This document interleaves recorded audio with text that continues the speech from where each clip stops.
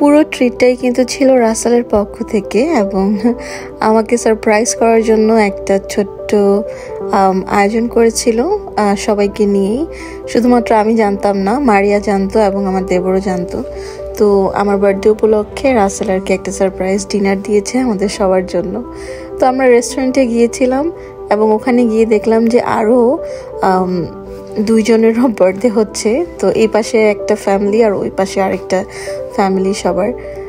আসসালামু আলাইকুম সবাইকে, welcome back to Nisha's diary. চলে এসেছি নতুন আরও একটি সুন্দর ভিডিও নিয়ে আপনাদের সাথে শেয়ার করার জন্য।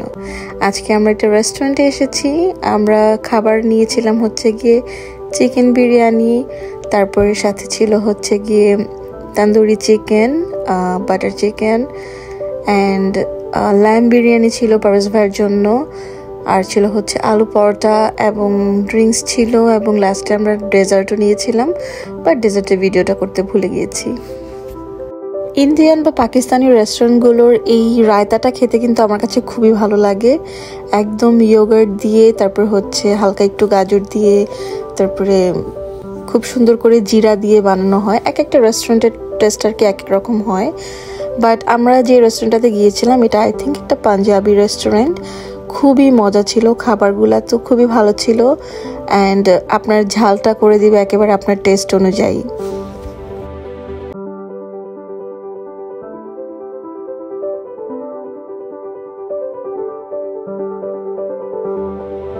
ডিনার ফিনিশ করতে করতে বাইরের দিকে তাকিয়ে দেখলাম অনেক জোরে স্নো পড়ছে, খুব সুন্দর লাগছিল। তারপরে আমরা খুব তাড়াতাড়ি শেষ করে খাবার দাবার শেষ করে আমরা হচ্ছে গিয়ে একটু ছবি টবি তুলে বের হয়ে গিয়েছি, কারণ স্নো দেখে আসলে কেউ আর বসে থাকতে পারছিল না।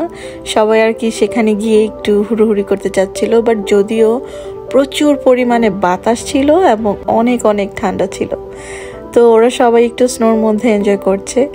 আশা করছি আমার এই ভিডিওটি আপনাদের কাছে দেখতে ভালো লেগেছে। ভালো লাগলে অবশ্যই শেয়ার করে দিবেন ফ্রেন্ডস অ্যান্ড ফ্যামিলির সাথে। চলে আসবো অন্য কোনো সময় নতুন কোনো ভিডিও নিয়ে। সেই পর্যন্ত keep watching Nisha's diary and আমাদের ভিডিওতে অবশ্যই লাইক কিংবা কমেন্ট করে জানিয়ে যাবেন ভিডিওগুলো কেমন লাগছে। আল্লাহ হাফেজ।